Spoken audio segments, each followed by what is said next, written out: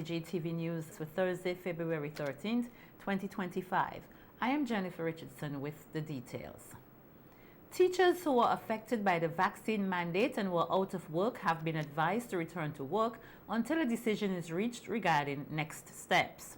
This follows a meeting of the SVG Teachers Union, the Public Service Union, and the Police Welfare Association and their legal team following yesterday's ruling by the Court of Appeal in the vaccine mandate case, which resulted in a victory for the government. President of the SVG Teachers Union, Oswald Robinson, stated that their legal team has advised affected workers to return to work while a decision is made on the next steps. However, he emphasized that the final decision lies with the affected workers. The legal team would have advised the respondents that it is okay for them to go back to work. Some of the respondents clearly stated that they are not interested in that. Those who remain silent may be considering reapplying. The position of the teachers union is that that's an individual decision. The union cannot tell its membership to apply, neither to not reapply. And that has to be made abundantly clear. The lawyers gave their advice legally. We will go back to our individual membership to have a clear decision as to what actions the union will pursue. Robinson also mentioned that the option of pursuing the matter at the Privy Council will have to be decided by the affected individuals. He added that another meeting must be held with the relevant groups and members. We would also meet with our allies, the Public Service Union and the Police Welfare Association, to decide how do we move forward. So let me make it abundantly clear, the legal counsel advised the workers that it is okay for them to go back while we pursue the matter, and they recommend that we go to the Privy Council. So we have to take that decision to our membership in terms of the Privy Council. And once we get a mandate, then the union will put all the necessary things in place to pursue that. So that is the situation as it stands now. We want our members to remain focused, to be calm. We have to remain united because this battle seems to be going to another level. Since yesterday's judgment by the Court of Appeal in the vaccine mandate case, which favored the government, there has been much public debate over the ruling. On the NDP Talk program last evening, Opposition Member of Parliament for West Kingston, Daniel Cummings, described the ruling as an injustice to workers in the country. He further questioned who will take responsibility for the negative effects of the vaccine on people's bodies. It's not been properly tested, that no one takes account for, so that not the vaccine maker, not the government, not anyone takes responsibility if the vaccine causes trouble, as it has obviously done. And you're forcing that down the line into people's system and telling them if they don't do what you say, then they no longer should have a job. I mean, that is the most cruel and stupid thing I've ever heard from any authority that is supposed to be looking after our interests, you know. And I keep making this point, sorry. The same government that forced this vaccine on people does not see the wisdom of making sure that when babies are born in the hospital, now the immunization requirement is there. People can't be immunized. The babies can't be properly immunized before they leave the hospital. They're not doing that, but they're forcing people to take an untested, uncharted vaccine for which no one takes responsibility. Also on the program was NDP candidate for North Leeward, Dr. Keisha Shallow, who stated that he has been following the case and listening to people's concerns about being forced to take the vaccine. He believes that individuals should have a say in what they put into their bodies and challenge the government to do right by the people. There's a particular case of a lady in North Leeward, Chumka. And this lady has gone through hell. it has taken, I mean, mentally, emotionally, it has challenged our health in every possible way because of the loss, right? And the stress. So it is one that I'm really hoping that the government would do right by the people, whether they want the appeal or not. Do right by the people, right? Give them what is due to them. And that is what Dr. Friday has been championing. He put out an excellent statement to represent our position in this matter. And that is exactly what we are echoing. And we are going to continue to hold the government accountable for that. And hopefully good sense would prevail and they would respond positively. The NDP leadership has stated that once in government, they will rehire all affected workers and restore their full benefits. The ULP government, on the other hand, has maintained that individuals can return to their jobs and will receive their full benefits. However, some teachers who returned to their jobs have complained that they were assigned a lower grade. During his Health Matters program on WeFM last evening, infectious disease specialist Dr. Gerald Thompson shared his thoughts on the recent ruling by the Eastern Caribbean Supreme Court of Appeal. The ruling handed down on Wednesday went in favor of the government, a decision Dr. Thompson had anticipated. Acknowledging that the ruling will spark a great deal of discussion and debate, Dr. Thompson highlighted the mixed emotions surrounding the judgment, which followed the initial decision made by High Court Judge Justice Esco Henry. People will raise the concern whether she might have been biased, to question whether she might have been an anti-vaxxer, or she did not take, or she may not have taken the vaccine herself. All these questions I am not answering. I know that they have been raised, and I don't necessarily propose an answer to them.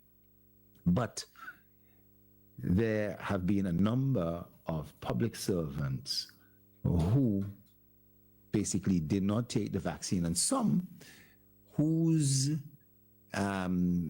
issue was utilized to bring the case. And I suppose those individuals may be looking back at this. I always felt that the ruling on this case would go in the direction that it did. Despite public calls for the government not to appeal the High Court's decision, Dr. Thompson supported the government's move to proceed with the appeal. He emphasized that it was the correct decision, especially given the public health implications involved. If somebody was to have Ebola and they say, it's my right to go home, it's my right to interact and go out in the public, go to the mall, go to a dance, it's my right to go somewhere, that person may be correct. It is their right. And it may be only that of a moral responsibility. But if that individual started to spread Ebola and the Ebola started to kill persons, boy, that's something else.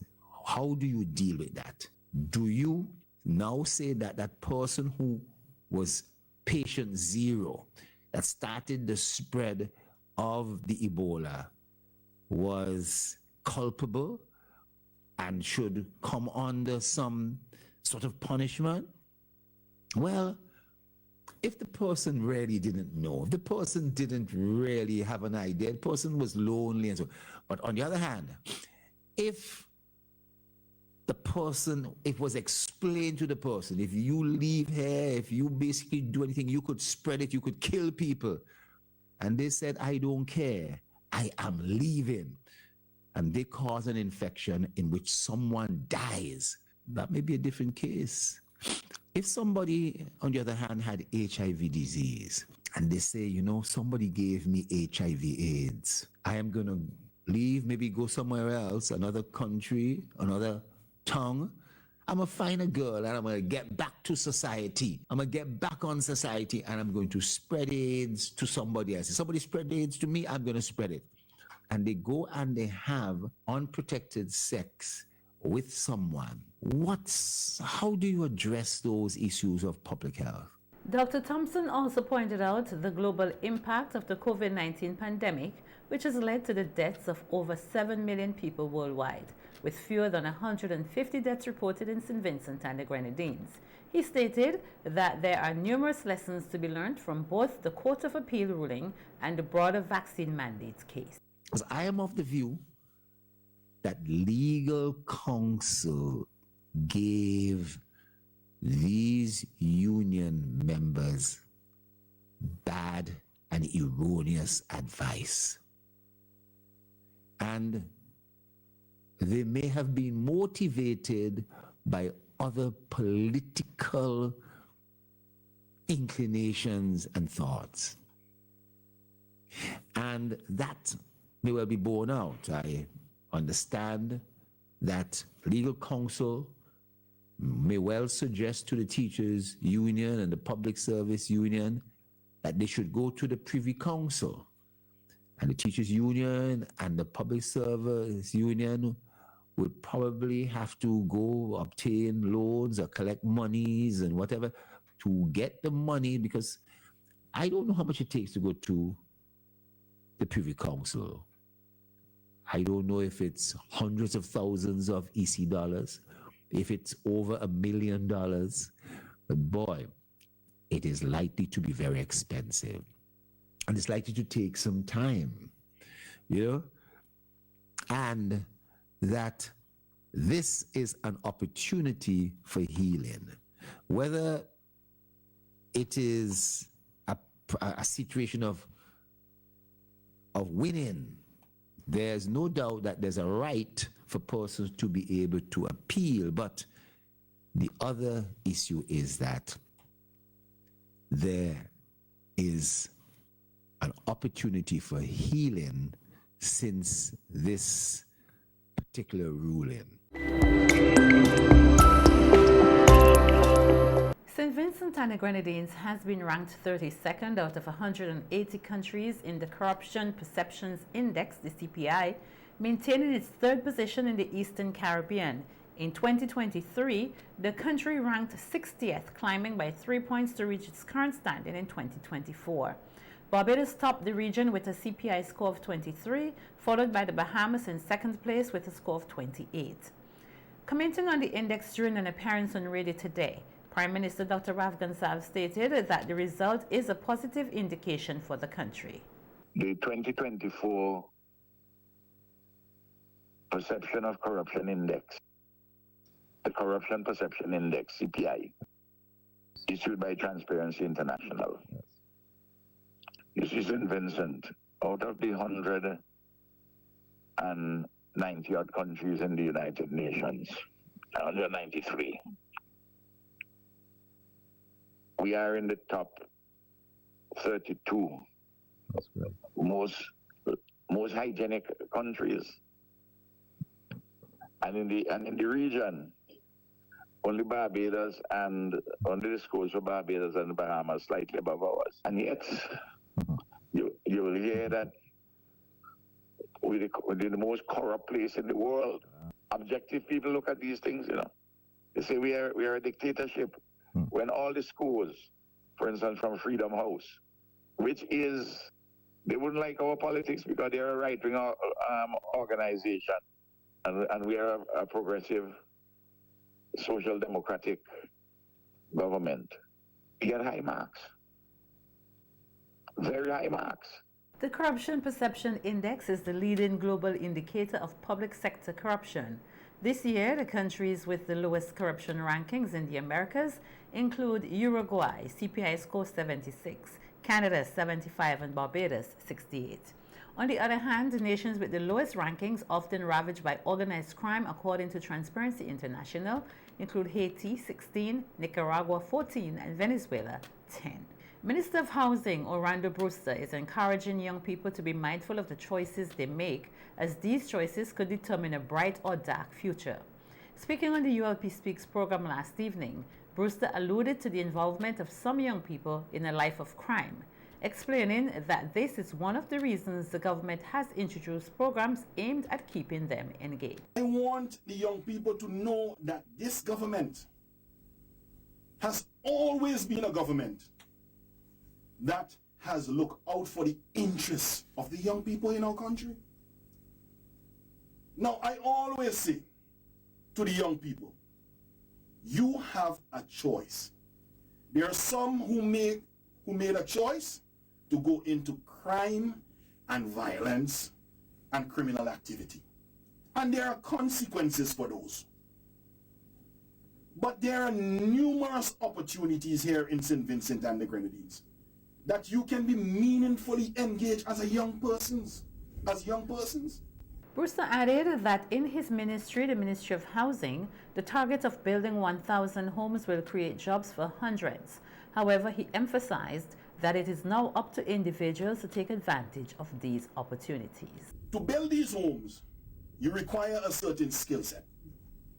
We require contractors, we require electricians, we require laborers, we require plumbers. And we have an extensive TVET program that offers training in almost every area that you need to build a house. Let's take, for example, the Barley Technical Institute has programs geared towards masonry. Kingston Technical Institute, Camden Park Technical Institute, there are programs geared towards electrical installation and plumbing. There are programs in welding. There are programs in different aspects of building or putting together a home. The late Pentecostal Bishop Noel Clark was laid to rest today following a funeral service in his hometown Leyu at the playing field. The late bishop and Governor General's deputy was accorded an official funeral by the government of St. Vincent and the Grenadines. The late bishop has been hailed for his profound influence on both the young and older generations through various activities he was involved in, including the Seed program, which taught the youth about God. To many, Clark, who passed away on Sunday, January 25th, 2025, was seen as more than just a pastor. Prime Minister Dr. Rav Gonsalves, who spoke at the funeral service in Leyu, acknowledged Bishop Clark as his friend, someone he had come to know in many different capacities. An unconquerable soul. He is possessed of an unconquerable soul. Anytime he had a setback, he turned the setback into an advance. He told me the story as to how he built this church. I mean, the way he told me, building the Argyle International Airport is a joke. The kind of problems that he went through. And people didn't believe him that he could do it. I believe people inside of the church might have said, Noel and his church don't lay you. But he did it. He did it. And his people were united behind him. And they all built it together with him. He was a leader of men and women. And he had this capacity not only to put in to people, not only to inspire, but he was able to draw out. Draw out what was good and of high quality and noble in people. And to draw out that goodness, special quality and nobility from those whom he was leading. And oftentimes to draw it out of them, which they themselves did not as yet know that they possessed these qualities. That's a remarkable skill. Many people are not blessed with that. And he was. Former Member of Parliament for Central Leeward, Sir Louis Straker, thanked Bishop Clark for his years of service, not only to the people of Leyu, where he built his church, but also to the wider Vincentian community. He was a man of great humility, well disciplined, well focused, with a determined will to do what he has set out to do. And in order to further his work, he came and he put down his tent and dwelt right here among us. Came with his wife. I believe Noeline was a baby. And I believe Andrew was born here with us, so he's quite a layman. We have been blessed to have a man of the caliber as Pastor Clark. Not only a preacher of righteousness, but he was a motivator. The young people who were around him could tell you that he encouraged them, that they should buy a piece of land and try their best to construct a home. As any good bird would do, build a nest before you bring in Mr. Bird or Miss Bird in the nest. And so the land that was owned down there by Molly Arthur, who he purchased it from Miss Centil, he encouraged Molly to sell it to these young people, and some got lands elsewhere in Rutland Vale. And it's amazing how most of the young people in that congregation have been able to build their homes, beautiful homes, through the inspiration, the encouragement, and the facilitation of Pastor Noel Clark. But he was not only a preacher.